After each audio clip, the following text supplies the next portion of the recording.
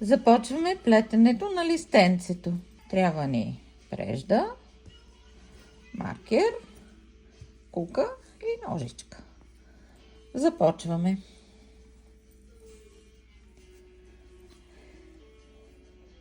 Тук не правим вълшебна бримка, правим обикновена бримка по същия начин. Хващаме краечето на конеца, завъртаме около показалеца, бодем под конеца с куката, хващаме водещия конец и издърпваме бримка. Но тук затягаме с двата края, затягаме.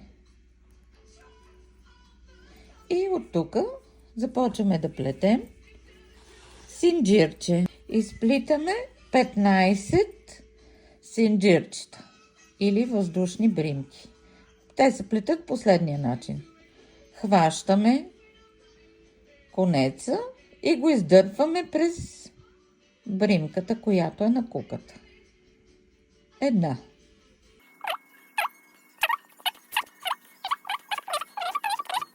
Ето го нашето синджирче от 15 въздушни бримки. Продължаваме първи ред. Плетем във всяка дупчица, във всяка бримка, вкарваме куката и плетем по едно стълбче.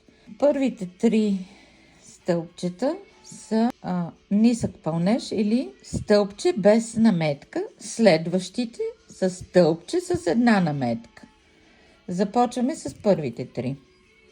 Бодем в следващата бримка, втората от куката. Хващаме конеца. На куката имаме 2 бримки и сплитаме ги заедно. Това е едно стълбче без наметка. Повтаряме във втората бримка. Карваме бримката, хващаме водещия конец и сплитаме 2 бримки. Третата по същия начин. Хващаме конеца и сплитаме. Тук изплетохме 3 стълбчета без наметка. Сега продължаваме до края да плетем стълбчета с една наметка. Как се плете? Най-напред правим наметката. Хващаме конеца на куката. И стават 2 бримки. След това карваме куката в центъра на бримката и пак хващаме конеца. На куката стават 3 бримки. Изплитаме първите 2. След това изплитаме вторите 2. И това е стълбче с една наметка. Продължаваме по същия начин. Наметка. Бодем бримката, изкарваме конеца, 3 бримки. Изплитаме първите 2, след това вторите 2.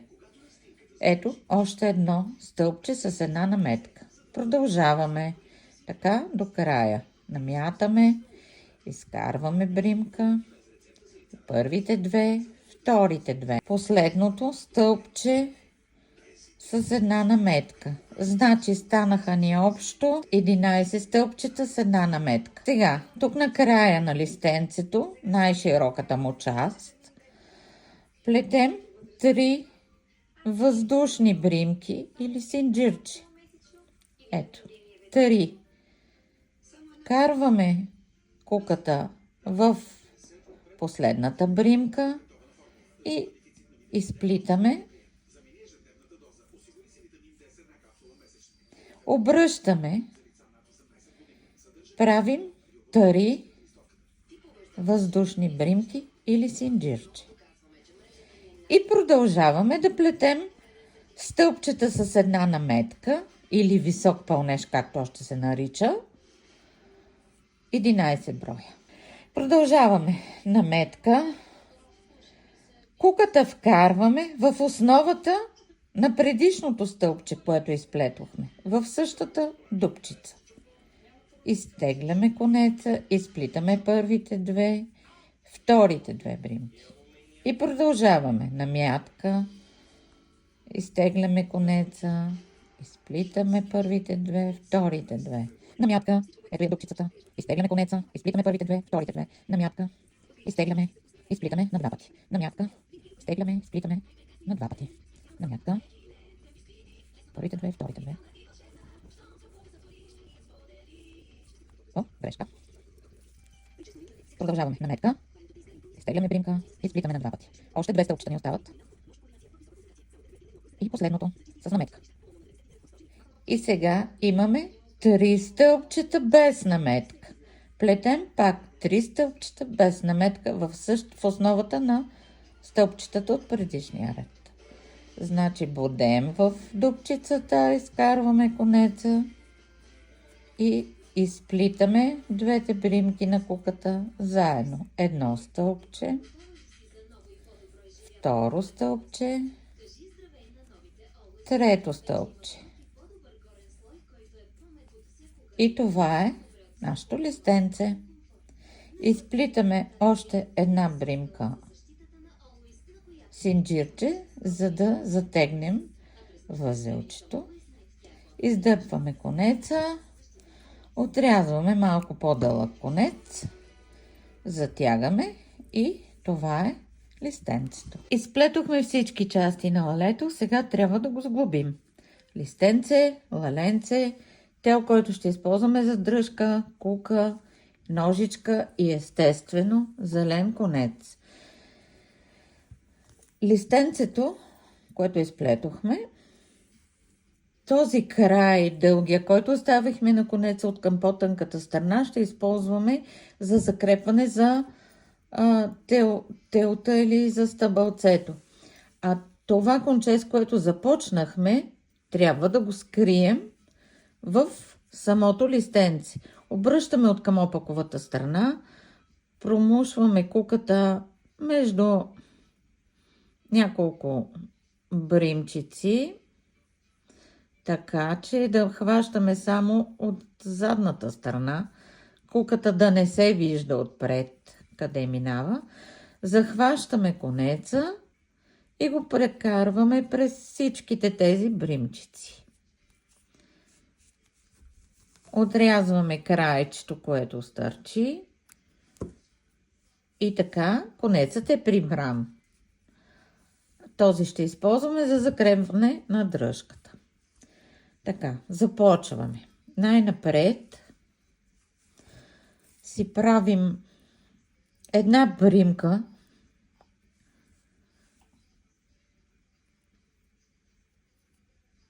затягаме я и без да я сваляме от куката, завързваме още едно възелче от двете краища. Така, това е бримката, която направихме. Изваждаме я от куката, вземаме лалето и намираме на дъното на лалето центъра, където сме започнали. От тук трябва да мине зеления конец, който ще облече листенцето. Вкарваме куката през някоя от 4-те дупчици на лалето, като внимаваме да не натискаме много ватата, опитваме се да я изкараме през центъра.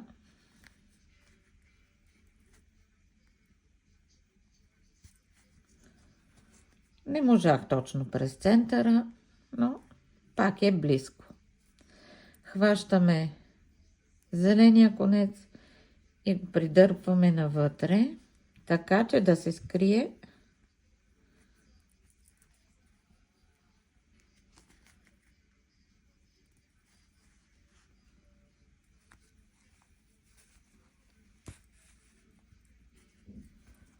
ето го къде излезна. И сега го издърпваме лекичко и внимателно, докато опре възелчето в дупчицата.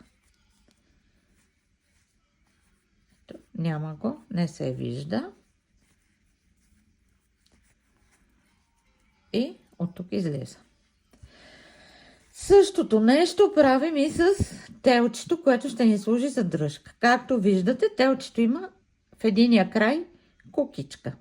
Тази кукичка трябва да влезне вътре в самото лале. Крайчето остава остро. С острото крайче вкарваме в центъра през ватата, докато стигнем до дупчицата с конеца. Вкарваме внимателно с кукичката и хващаме. Затягаме колкото можем, не много стегнато, докъдето опре кукичката. И така, от лалето излиза дръжката и конеца. И започваме да навиваме конеца около телената дръжка.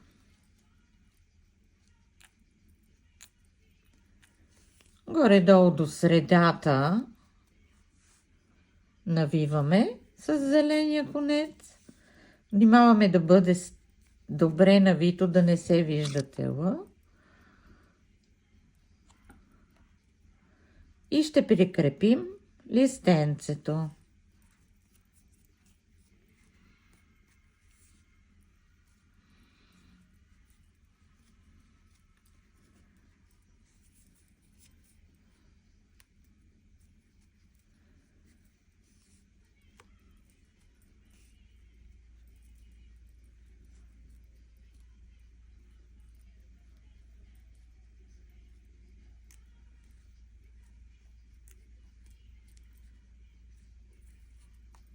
Навиваме стегнато внимателно, да се скрие телчето, да не се вижда, да остане само зелено стъбло. Тук горе малко, може би ще трябва да го придърпам.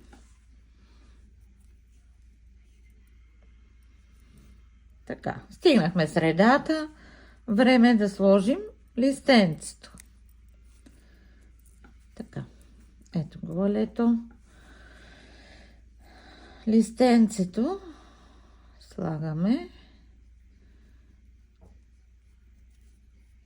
Хващаме го в долната част, където сплетохме стълбчетата без наметка, която е по-тясна, и го свиваме около стъбълцето.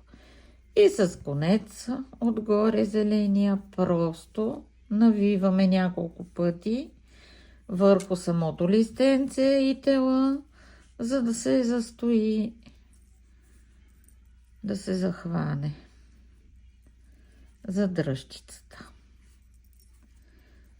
Навиваме внимателно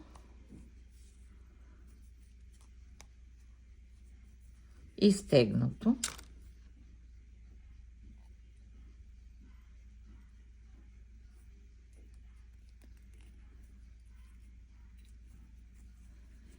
Получаваме листенце и лаленце. И двата конеца, които върват, този от листенцето и този, с който работим, продължаваме да навиваме стегнато, внимателно, да се покрие телчето, да не блести, да се вижда само зелено.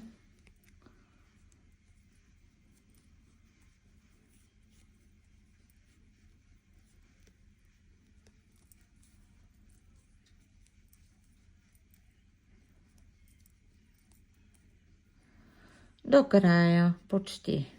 Явно не ми стигна зеления конец от листенцето. Сега правим едно възелче. В смисъл, отрязваме конеца и се опитваме да го завържем.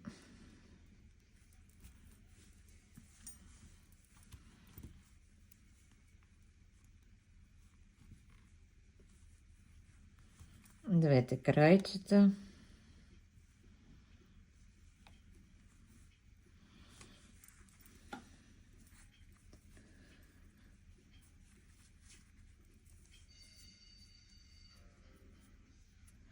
Хубаво е да се залепи, може с малко тиксо или силиконово лепило, или най-обикновено книжарско лепило, или C200, или каквото имаме под ръка.